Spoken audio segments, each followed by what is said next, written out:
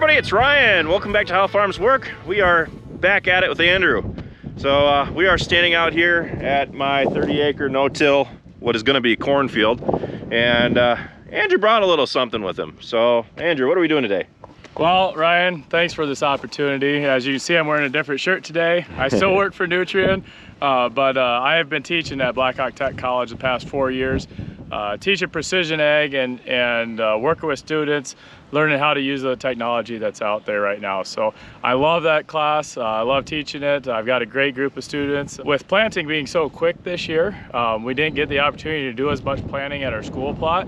And so I appreciate you giving us the opportunity to have a couple students out today, and we're going to demonstrate some of the capabilities of the equipment that we've set up in class.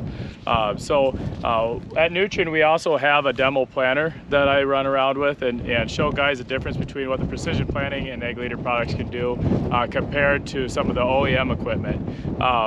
In this case, since I have the students coming out today, we're going to showcase the school planter and give them an opportunity to work with some of the equipment we set up this year. So we just have the school planter here. This is actually a customer tractor that we've leased to use this year. So if we want to, we can walk back. I'll show you what the planter's got on it. So this is a 1755 6-row Deere planter. It came just the most basic planter from the factory that you could buy. About 4 years ago, we put on the Delta Force hydraulic downforce and the VSET Select electric drives and multi-hybrid. So you see there's two boxes on here. There's a front box and a back box. Allows us to do two hybrids in the same field and be able to do variable rate with both hybrids. So that was how we started out with this planter. We've added a lot each year to that. We've got the clean sweep, the automatic row cleaners on the front.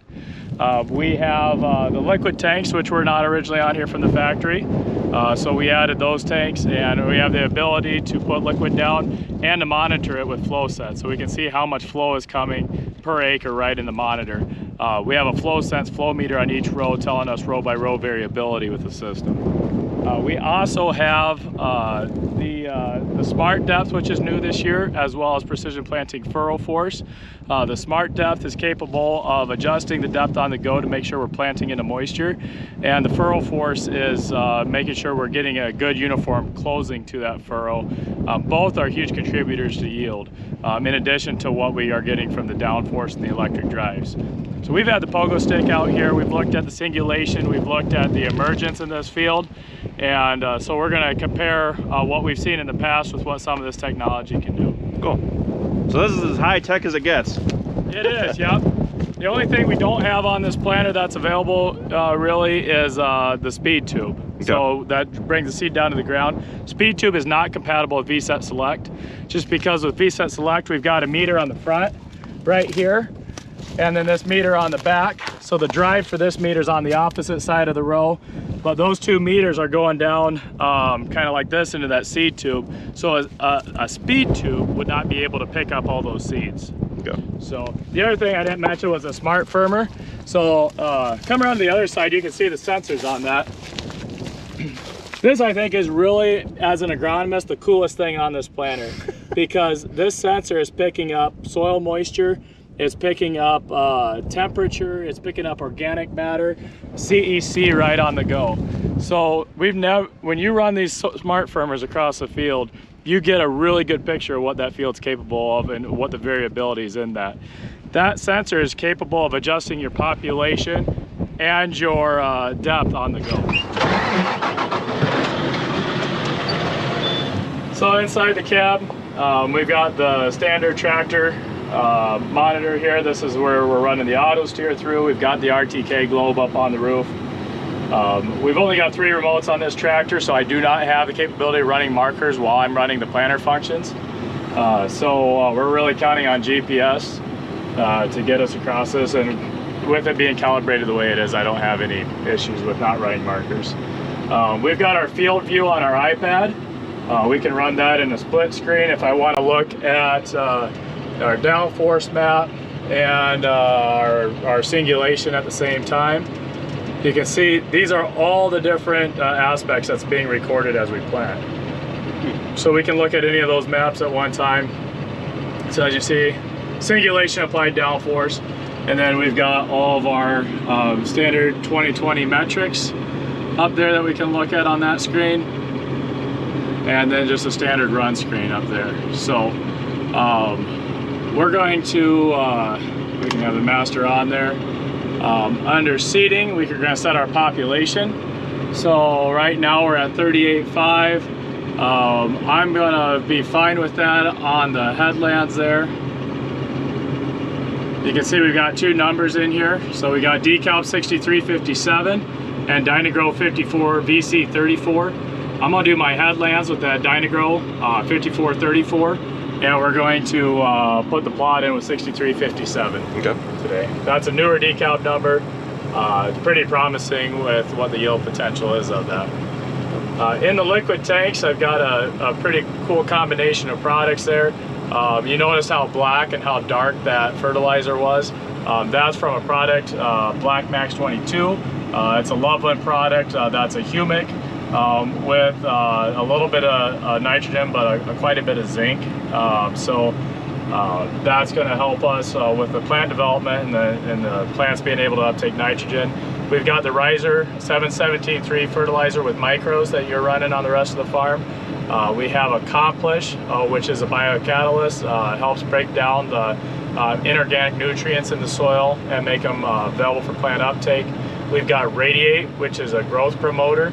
And we have fungicide and insecticide in the furrow. So we're really wanting to protect that seed, make sure it's got every opportunity to put those roots down and capture all the nutrients that are out here, and especially with any stress conditions that it'll be able to fight through that.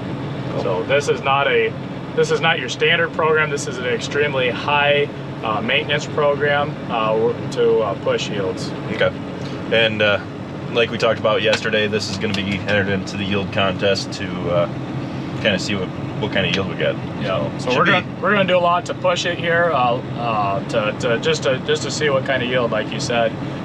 We still are going to need rainfall and the right weather to make it happen, but you can't win if you don't try. So I'll kind of talk to you a little bit about the same thing I work with the students on and teach them how to run this equipment. We've got the 3 remotes, like I mentioned in the back. Remote SCV number 1 is going to be your raise and lower the planter, down to lower, lift to raise, and then both of these are in continuous flow.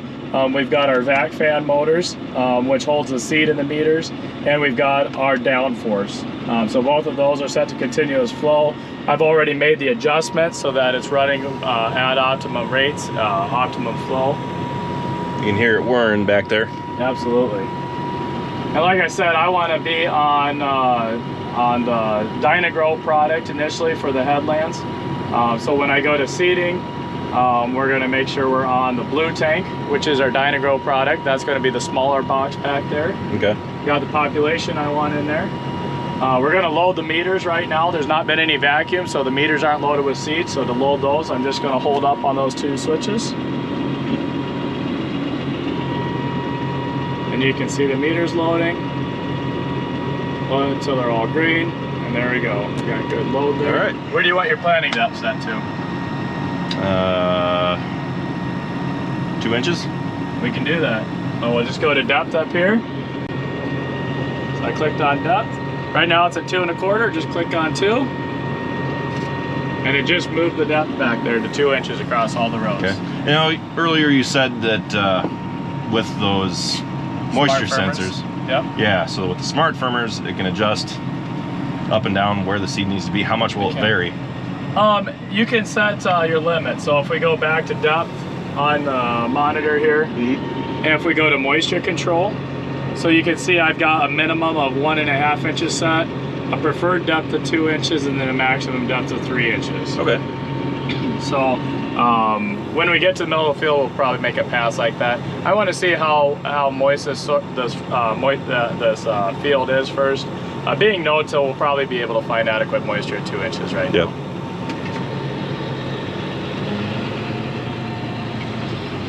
I never start right next to the road. Not a bad idea. Yeah, that's a clean sweep. That's what.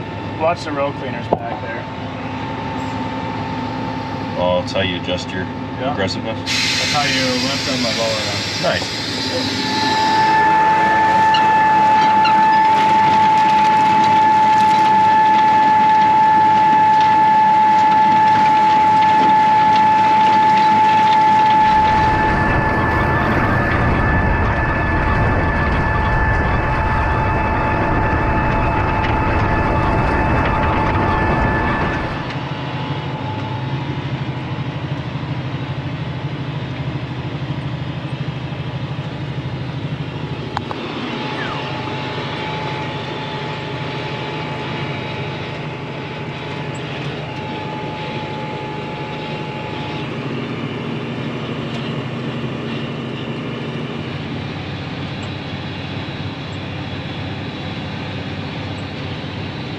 So population's good. Look at my skips and doubles, 0.22 and 0.27. So I'm at 37% furrow moisture. Is that about where you want to be? Yeah. 39, 30. So green is optimum. Okay. 36, 40, lots of moisture here.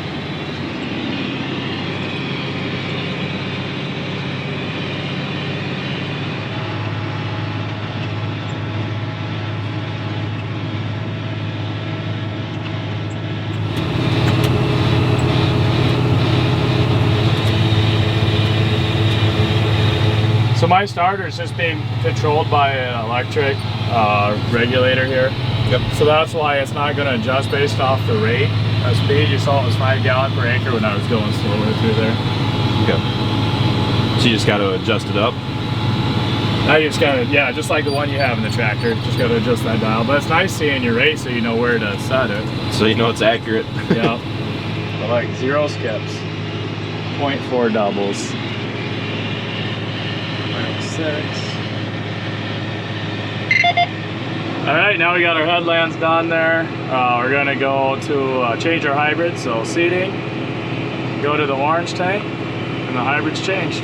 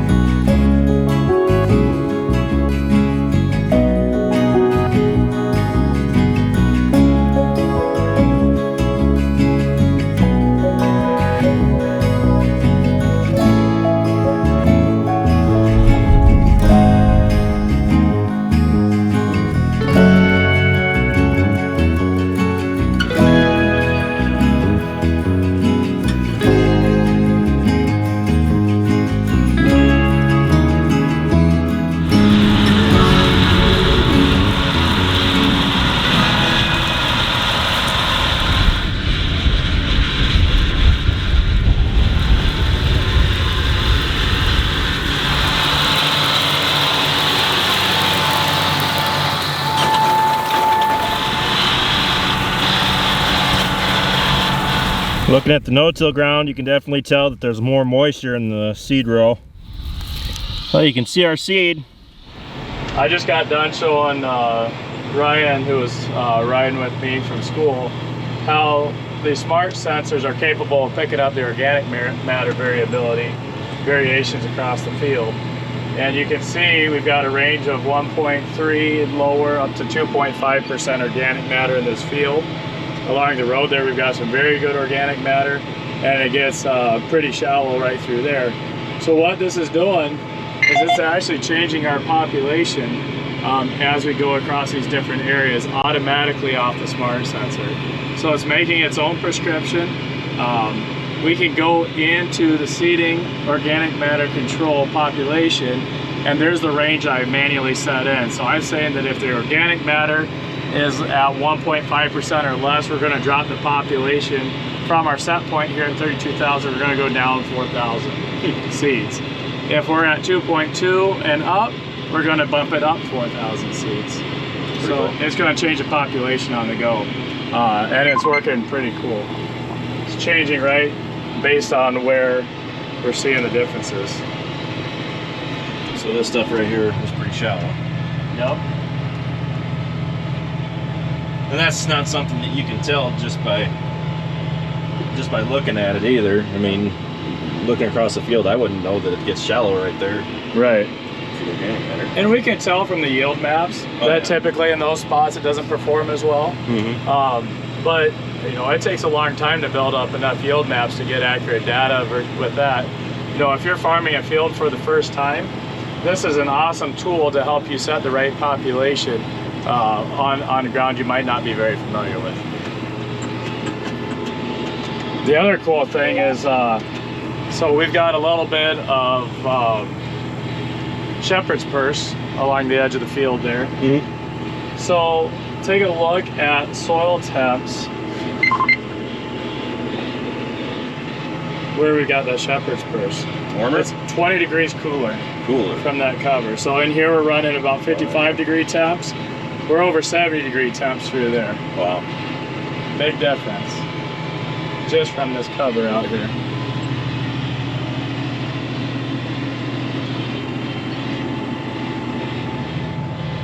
This is actually good organic matter through here. Really? Looking from the population. So if I go back to organic matter, yeah, look at that. Very good organic matter there. And it changed our population up to 36,000. The soil moisture has been very consistent. So if we look at furrow moisture, pretty consistent all through there. Where are we sitting at? Right. 40? 37.8 right now.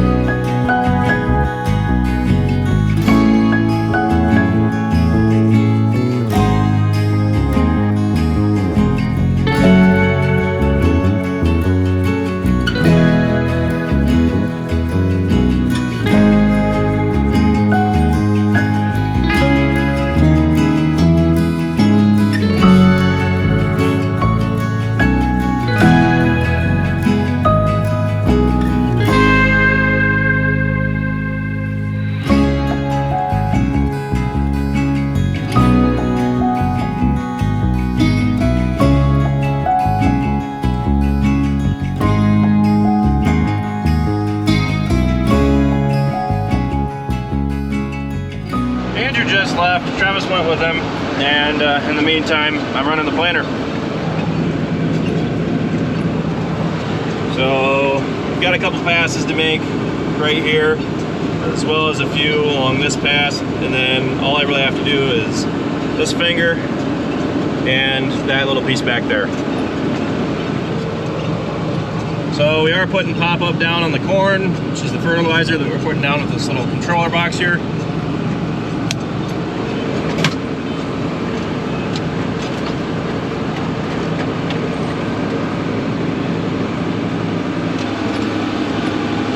I actually messed up my neck this morning, so I can't really move it that much.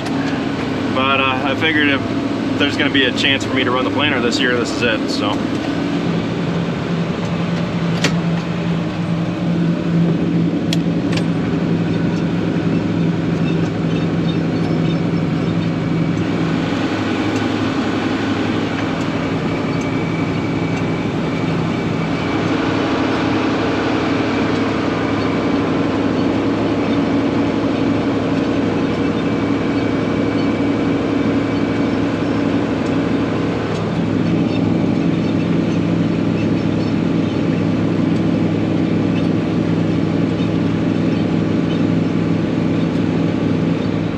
Well, I just finished out here.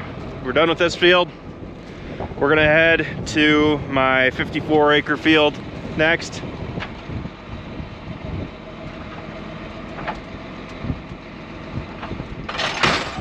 And honestly, I would have wanted to plant that one too, like I did last year, but with my neck right now, I threw it out this morning and it's just a pain looking back, like literally a pain in my neck.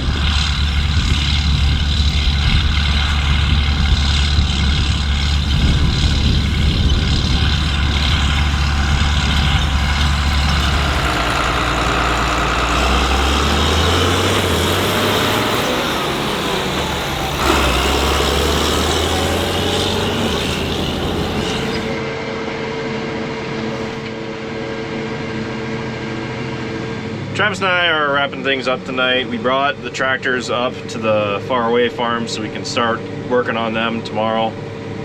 And I did the outside laps around some ground around my no-till field that needed to be done because it was chiseled to take the field out a little bit further. So Andrew is gonna seed down that straight back field down with that 7210R in their planter, and they're going to be seeding down our How Farms Work logo. So I'm actually really excited to see how that turns out this summer, and it should be pretty neat to see. But I'm gonna go home, try to probably take a hot bath to get rid of this neck kink that I got going on, and hopefully I can tackle the last two farms here pretty soon. Hopefully I can get them done tomorrow, but they're actually two pretty big farms, 70 plus 45, so that's like a 12-hour day at least. So that's pretty much it for this video. Thanks for watching. Be sure to check out all of our other videos, and be sure to like, comment, and subscribe if you enjoyed our videos. Liking and subscribing shows YouTube that you like our videos and think that other people should see them as well. So with that, I'll see you next time, guys.